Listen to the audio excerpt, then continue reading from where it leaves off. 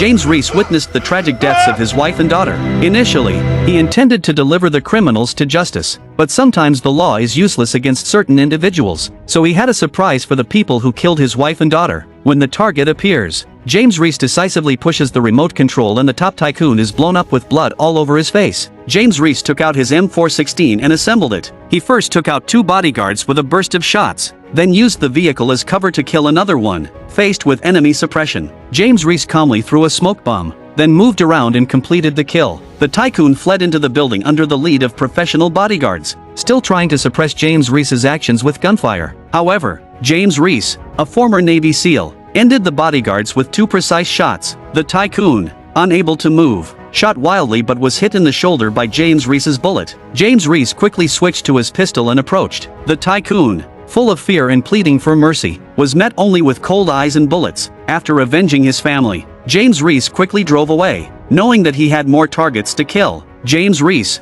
once the best commander of the U.S. Navy SEALs, received intelligence that a doctor was illegally manufacturing drugs in Syria. He immediately formulated a meticulous plan and began the operation, with 13 of the most elite Navy SEALs and assistants from the Coast Guard. They thought it would be a routine arrest operation. However, as soon as they infiltrated the location, they found a large number of landmines set up. As they prepared to evacuate, they encountered an ambush by enemy forces, and their only way out was blocked by strong firepower. In the end, one Coast Guard member collapsed mentally and triggered a landmine,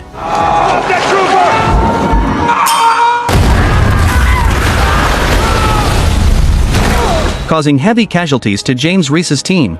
A team member named Aaron Santiago de Leon led him to a successful evacuation. Such a major incident naturally led to an investigation. However, when the prosecutor released the recording, it contained words he had never said. While his memory indicated that the Coast Guard triggered the landmine, the recording showed that it was his own Navy SEALs. This made the usually confident James Reece start to doubt his sanity. However, the examining doctor believed it was a stress disorder and advised him to go home and rest. James Reece and Aaron Santiago de Leon raised their glasses in farewell, thinking they could return home to live peacefully with their wives and daughters. However, James unexpectedly received a call informing him of Aaron Santiago de Leon's suicide. NCIS agent Josh Holder, in charge of the investigation, told him that Aaron Santiago de Leon had used a 9mm pistol to blow off the back of his own head during a standoff. However, James, who was familiar with his teammate, immediately exclaimed that it was impossible. He had been drinking with him just yesterday, and Aaron Santiago de Leon preferred the 1911 .45 pistol, not the despised 9mm, to end his own life. With doubts in his mind, James Reece sought out his good friend Ben Edwards, and together they analyzed the many suspicious aspects of the operation. The first was their operational plan, which seemed to have been anticipated by the enemy. The second was the modification of the operational recording, which did not match their memories. The third was that Aaron Santiago de Leon had no reason to commit suicide, and the gun he used was incorrect. With many questions, James Reece approached the Navy Admiral for answers, only to be questioned about his mental state. However, on his way home, James Reece noticed a car following him. He instructed his wife to go home and protect their daughter while he dealt with it alone. However, when he quietly approached with his gun, he found only a female journalist. It turned out that Katie Duranek had discovered that there might be a conspiracy behind the accident. She also produced Aaron Santiago de Leon's autopsy report, which showed that he had died the day before James Reece returned. Although he remembered drinking with Aaron Santiago de Leon the day before and then suddenly Aaron Santiago de Leon disappeared, the chaotic memories made James Reece somewhat unable to distinguish between reality and illusion. After locking up his gun, he bid farewell to his wife and went to the hospital for examination. As James Reece was slowly being pushed into the MRI machine, the flashing lights made him constantly recall the gruesome scene of his teammate's death, his good brother who had faced life and death with him. If he had truly caused his death through his own mistake, he would probably never forgive himself in this lifetime. He didn't know how long it took for the scan to be completed, but James Reece found a masked man pointing a gun at him. He dared not make any unnecessary movements, as another gun aimed at his temple, clearly attempting to stage his suicide. James Reece countered with an elbow strike, then swiftly disarmed and incapacitated one assailant. However, a momentary dizziness allowed the other attacker to slash James Reece with a knife. After dodging several more attacks, he successfully pinned the enemy against the wall, but the other assailant regained consciousness and pressed James Reece's head towards the knife. In a critical moment, unable to break free from the grip, James Reece bit the enemy's arm and then covered their eyes to prevent them from grabbing the gun. Once he retrieved a weapon, he immediately fired several shots, rendering the enemy immobile. and pursued them with disciplined firearm habits, maintaining proper shooting posture as he advanced. Yet, as James Reece inspected the weapon, he realized it was the same one he had locked away in his safe. A sense of foreboding washed over him, prompting him to call his family, only to receive no answer. He immediately dialed emergency services and hurried home. Upon arrival, he witnessed a scene that shattered his heart.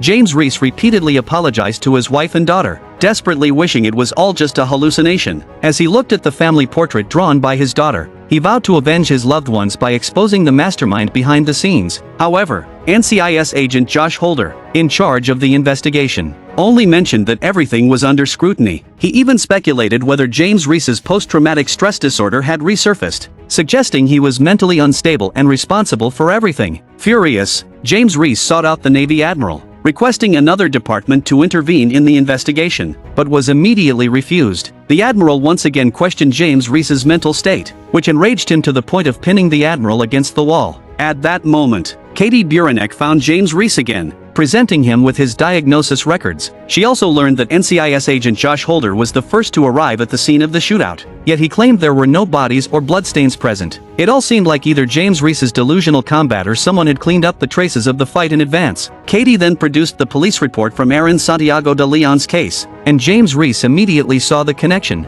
Both cases had NCIS agent Josh Holder as the first responder, which was unusual because the police were typically the first on the scene. This raised suspicions. James Reece immediately began investigating NCIS agent Josh Holder's background on the dark web. The more he looked, the more familiar the face became, until he realized it was identical to that of the assassin he had thought was targeting him. He never imagined it was someone from within, and he added NCIS agent Josh Holder to his hit list, embarking on a mission of revenge. First, James Reece thoroughly investigated NCIS agent Josh Holder's daily routine. While he was out, James Reece quietly infiltrated NCIS agent Josh Holder's home, took photos of the desktop details with his phone, used specialized equipment to copy computer data, and then carefully restored everything to its original state before leaving, as if he had never been there. Ben Edwards, who received the information, quickly discovered that 2 days before James Reece's family was killed, NCIS agent Josh Holder had accessed his fingerprint information from the Navy database, and his fingerprint was the password to open the weapon safe. This meant that even if NCIS agent Josh Holder did not physically commit the murders, he was still culpable for the deaths of James Reece's wife and daughter. Under the cover of a dark night,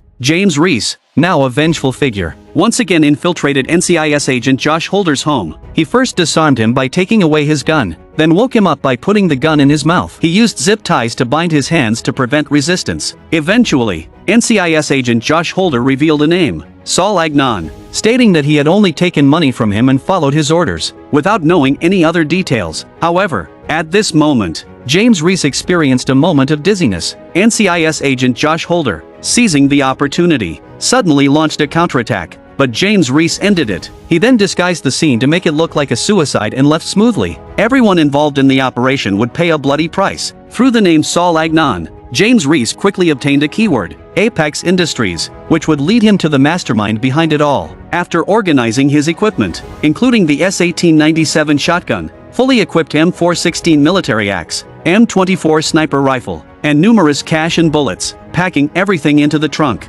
James Reece drove to a restaurant to meet Katie Buranek. He hoped she could help investigate the mastermind behind Apex Industries. However, Katie Buranek produced a medical report showing that a tumor was affecting James Reece's thinking. She suspected that all of this was just a product of James Reece's imagination. Just then, James Reece noticed a suspicious man wearing sunglasses and immediately took Katie Buranek with him to escape. As soon as they got into the car, the man in sunglasses followed. Instead of escaping, James Reece accelerated and rammed into the car behind. He got out, checked under the car, and opened fire as soon as he encountered resistance, killing the enemy with several shots. After disarming him, he quickly changed the magazine and prepared for any further need. After obtaining the desired information, he quickly drove away from the scene of the gunfight. Seeing such a comprehensive target report finally made Katie Buranek believe that there was indeed a huge mastermind behind it all, and she finally agreed to help James Reece investigate Apex Industries. Meanwhile, Ben Edwards appeared at Saul Agnon's gathering, and the two prepared a lot of surprises for this wealthy tycoon. Such a character naturally requires the protection of a professional bodyguard. However, just as Saul Agnon was preparing to wash up and go to bed, music suddenly played in the empty mansion. He got up to investigate, but a tall figure appeared behind him. Before he could react,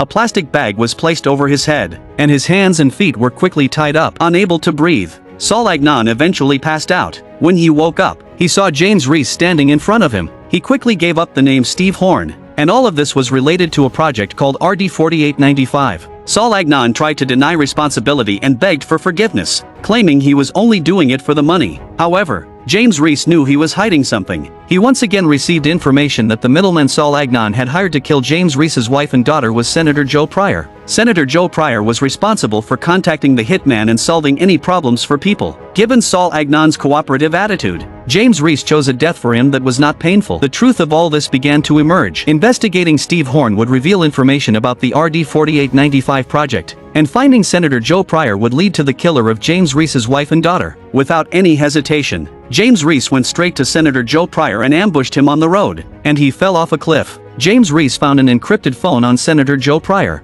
and then successfully unlocked it using CIA tools. He quickly discovered that there was a hitman training base nearby. Several former comrades in arms met to discuss their battle plan, and the showdown between top special forces and professional assassins was imminent.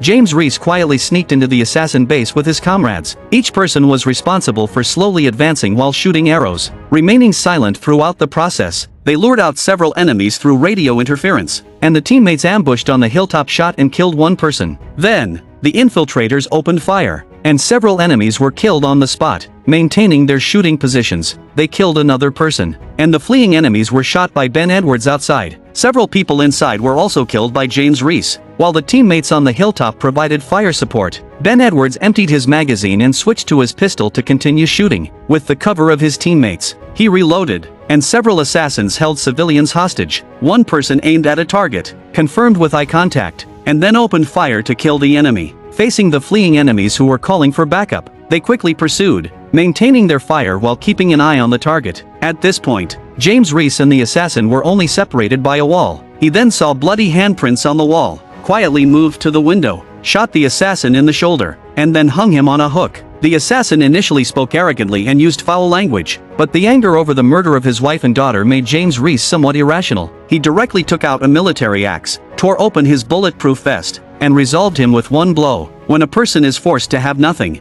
he either dies or goes crazy. James Reece wanted to avenge his wife and daughter in the most painful way. As for repentance, he could talk to God about it. Each comrade in arms has their own family and friends. To avoid implicating them, James Reece decided to face the upcoming enemies alone, with only Liz Riley, a single and willing comrade, insisting on staying. Meanwhile, CIA SSA Stephen Ramsey also noticed James Reece's crazy actions. Through investigating the previous assassin, they learned that this person was one of Steve Horn's security forces, so they hoped to cooperate with Steve Horn. However, Steve Horn was very confident in his top security team. At this time, James Reece was monitoring outside the stone building. After carefully analyzing Steve Horn's travel habits, they discovered that he always carried 6 professional bodyguards when he went out. Now, with a group of FBI agents involved, it was almost impossible to capture Steve Horn alive and extract the truth from him. Coincidentally, Katie Buranek discovered through her investigation that Steve Horn had recently acquired Mike Tedesco's pharmaceutical company.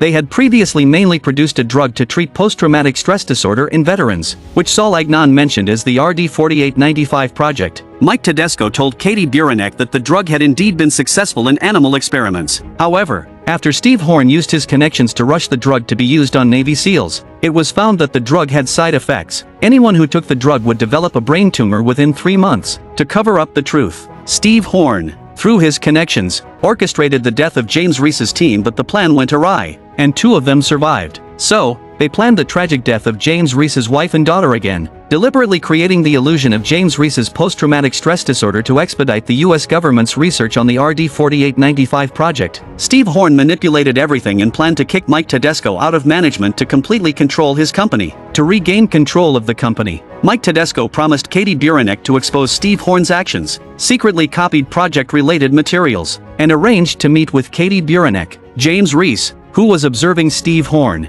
noticed that the 6 bodyguards who never separated had split into 2 groups today. Sensing something suspicious, he immediately followed one of the groups. Meanwhile, Mike Tedesco and Katie Buranek met in the subway. The data USB contained all the shareholder information for the RD4895 project. However, just after handing over the USB, Katie Buranek noticed a suspicious person approaching quietly. The two quickly ran towards an emergency exit. Unfortunately, Mike Tedesco was shot in the head, and the assassin continued to close in step by step. However, Katie Buranek, who was hiding around the corner, managed to kill the assassin, her first time taking a life, leaving her shaken. However, they couldn't stay there for long. As they emerged, a man walked towards them. As he approached, he reached for a gun in his waistband. At the critical moment, the two quickly retreated and found a safe alley. Katie Buranek revealed all the truths she had uncovered. Just 2 months ago, Steve Horn had put up $100 million to establish a bunch of shell companies. James Reece immediately realized that the shares of these companies might be the rewards for those enemies. Katie Buranek wanted to expose the matter to get the police involved. But James Reece didn't care about the law at this point. Those who had harmed his wife and daughter were not worthy of eating prison food. He took Katie Buranek's USB and warned her that Steve Horn would find and kill her,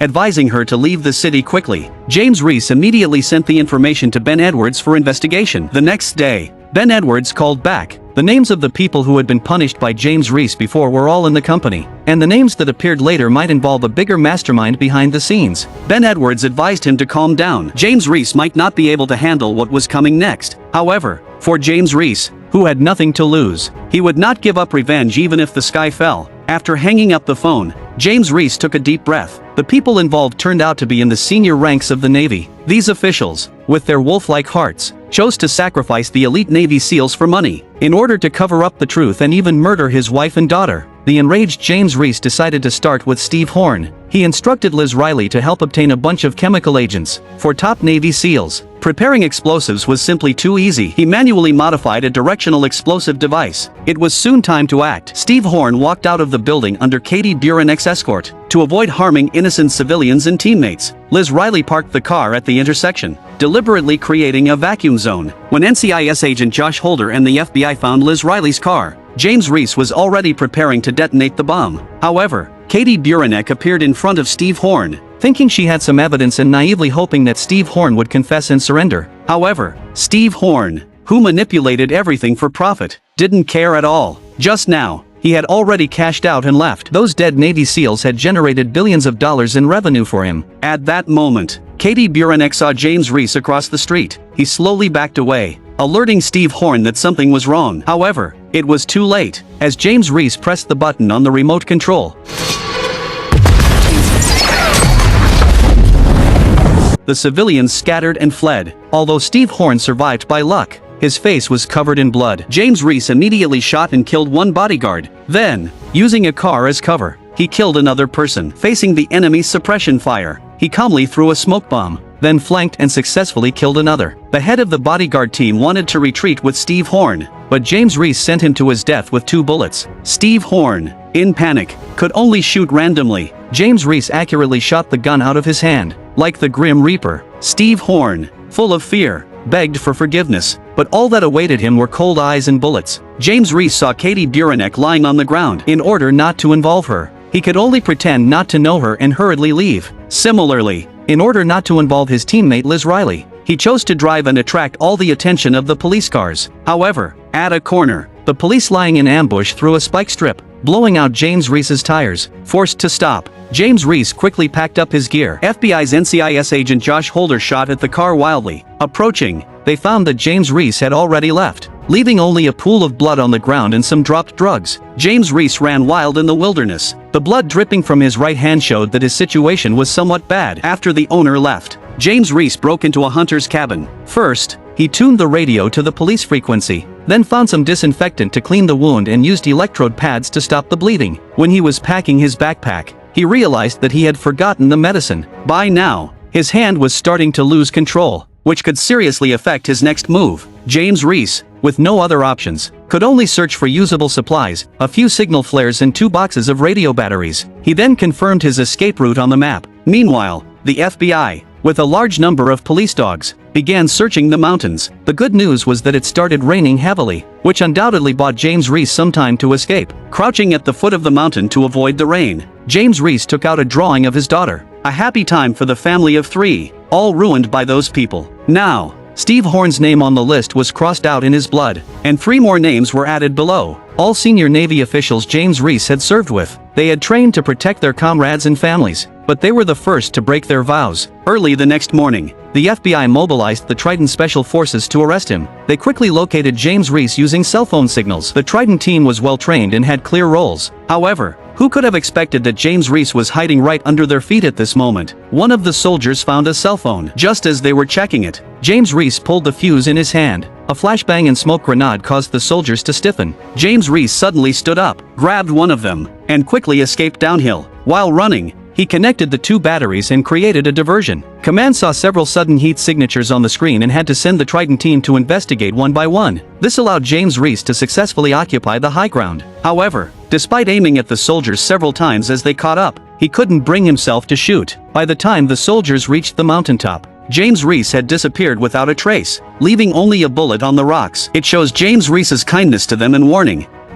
At this moment, James Reece was climbing without any equipment. However, the tumor in his skull caused his arm to tremble continuously, and he fell. Fortunately, the backpack cushioned the fall, and he was not seriously injured. James Reece camped on the spot, ignited a signal flare to heat the blade red, and used the intense heat to cauterize the wound, causing his skin to curl up and stop bleeding. The intense pain even made this tough guy faint. In his unconsciousness, he dreamed of his sweet home, chatting sweet nothings with his wife. However, as they talked, the object in his hand turned into a military radio. SSA Stephen Ramsey wanted to persuade James Reece to lay down his weapons and not to kill innocents indiscriminately. However, James Reece knew very well who was innocent or not. He told SSA Stephen Ramsey that he would stop after killing everyone on the list. The next day, the Triton team resumed their search, this time deploying drones. James Reece noticed and shot down the drones, but his location was already exposed. He reached a soft spot in the mountain soil and buried all the bombs from his backpack. Just as he was about to detonate them,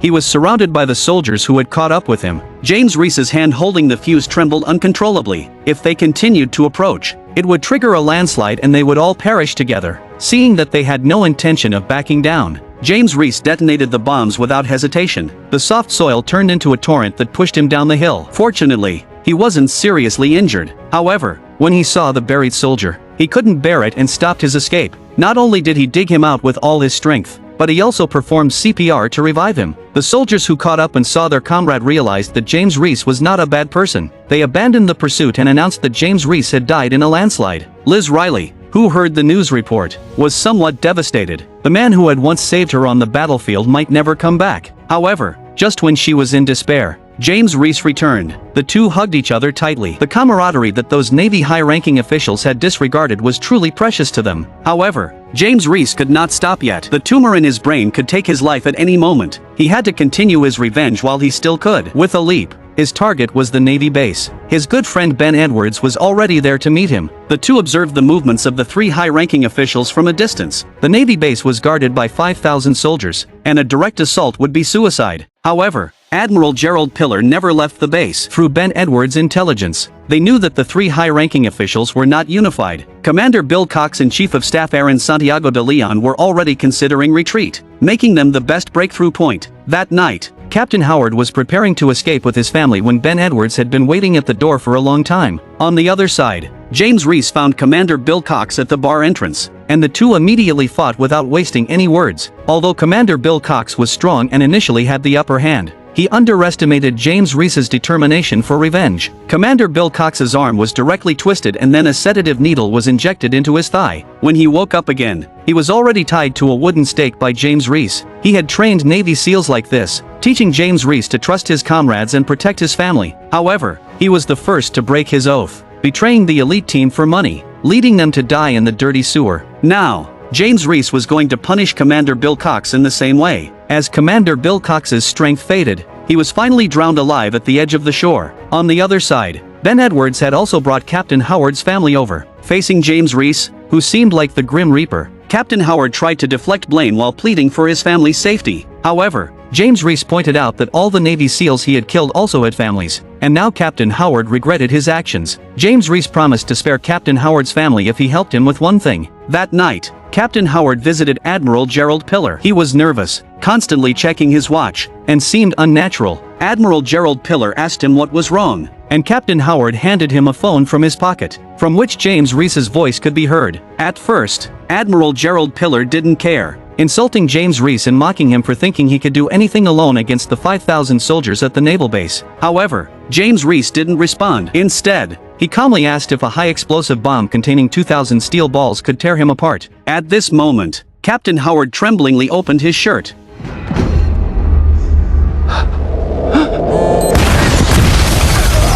And both of the callous high-ranking Navy officials met their demise. James Reece thought his revenge was complete, but then Katie Buranek sent him another name. It turned out that Katie Buranek was planning to expose everything she knew on the internet. However, her media contact never received any information. Realizing something was wrong, Katie Buranek quickly packed her things to leave, but it was already too late. The Secretary of Defense, Lorraine Hartley, appeared before her. At that moment, Katie Buranek finally understood the extent of the chain of interests involved. How could a top billionaire completely buy off an admiral?